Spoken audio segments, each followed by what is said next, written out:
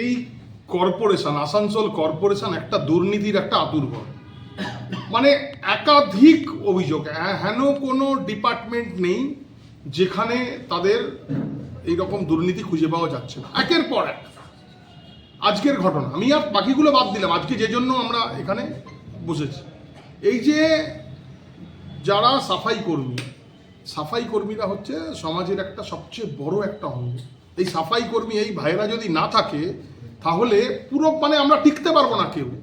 এবং আপনারা জানেন যেভাবে আমাদের প্রধানমন্ত্রীকে আপনারা দেখবেন, নরেন্দ্র মোদীজিকে দেখবেন কিভাবে সাফাই কর্মীদের কিভাবে সম্মান করে। এই সাফাই কর্মীরা সারা দিন রাত এই কঠিন পরিশ্রম করে আমাদের যত বর্জ্য পদার্থ, যত ময়লা নোংরাকে এরা সরায়, সমাজ থেকে পরিষ্কার করে, ক্লিনিং করে।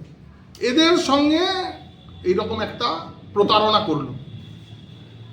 সাফাই কর্মী শুধু না, আমার কাছে খবর আছে 2-3 বছর ধরে কর্পোরেশনের অধিকাংশ যে স্টাফ রয়েছে তাদের পিএফ জমা হচ্ছে না। তাদের বেতন থেকে পিএফ কাটা হয় আর সেই পিএফ জমা হয় না। তাহলে এই টাকা যায় কোথায়? উত্তর দেবেন না এই কর্পোরেশনের মেয়র, উত্তর দেবেন না এইখানের মন্ত্রী। এই পিএফ এর টাকাগুলো কেটে কার পকেটে যাচ্ছে? কার পকেট ভারী হচ্ছে?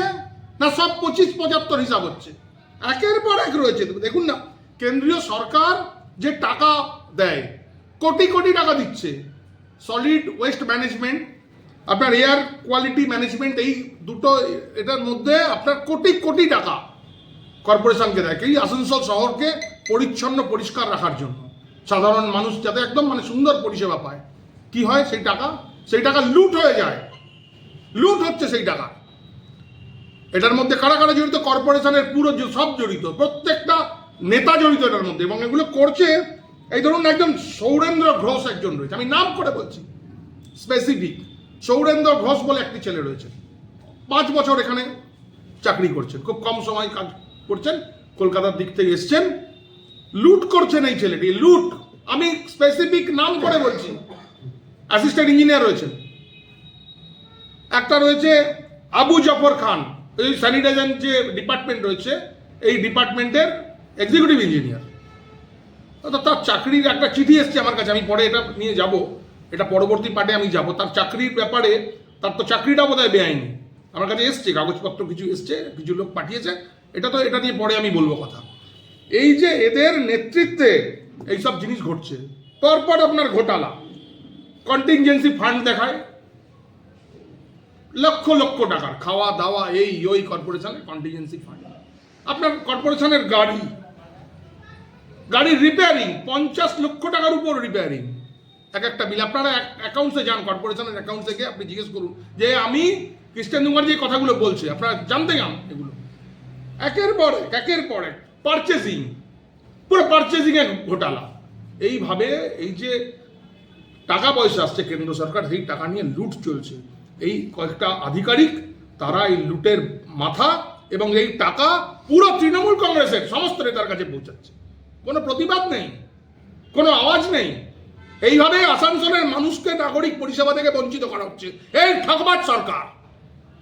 এদের এক মুহূর্ত থাকার অধিকার নেই, না সরকারে না এই কর্পোরেশনে।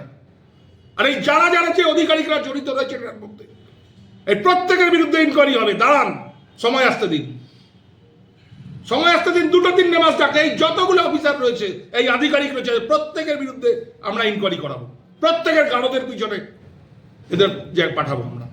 নাগরিক পরিষেবা থেকে বঞ্চিত করছে, প্রত্যেকটা নাগরিকের টাকা, ট্যাক্সের টাকা, সেই টাকার নয় ছয়। এই হতে দেবো না, এই জিনিস চলতে পারে না।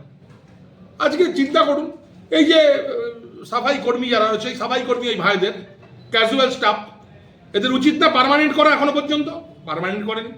তাদের আপনি দেখুন ড্রেস নেই, জুতো নেই, তাদের একটা তো প্রত্যেক মাসে একবার করে তাদেরকে টেস্ট করা উচিত, মেডিকেল টেস্ট করা উচিত, তাদের মধ্যে কোনো রোগ হচ্ছে না কিছু হচ্ছে।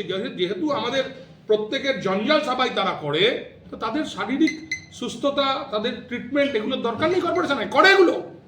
তাদের ভাগের টাকা, তাদের টাকা লুট করছে এরা। চুরি করতে করতে করতে করতে কোন পর্যায়ে আছে দাঁড়িয়েছে দেখুন। সাফাই কর্মীদের টাকা অবধি লুট করে খাচ্ছে এদের। কার কবে শেষ হবে এদের এই জিনিস? এই সরকার ইমিডিয়েট, এই সরকারের চলে যাওয়া উচিত। শেষ হবে। আপনারা দেখুন, সময় দিন, কিছুদিনের মধ্যেই এর ব্যবস্থা হবে। সব ড্রামা, এইসব মেয়র মন্ত্রী এদের সব খেলা। আগেরবার প্রেস কনফারেন্স করে সাধারণ মানুষের এই ফ্ল্যাটে যারা থাকে তাদের জলের ট্যাক্সটা মুকুব করা হয়েছিল। মন্ত্রী, এইখানে 3 বারের মন্ত্রী প্রেস কনফারেন্স করে বলেছিল জলের টাকা লাগবে না কর্পোরেশন থেকে। তখন অমরনাথ চ্যাটার্জি ছিলেন 2021 ইলেকশনের আগে। এই জলের করটাকে মুকুব করা হয়েছিল। ইলেকশন জিতে গেল, আবার চালু হয়ে গেল। এদের সব ভাঁওতাবাজি, এই সব বাজে কথা, এইসব এখন ইলেকশন এসছে, এইসব ড্রামা চলছে।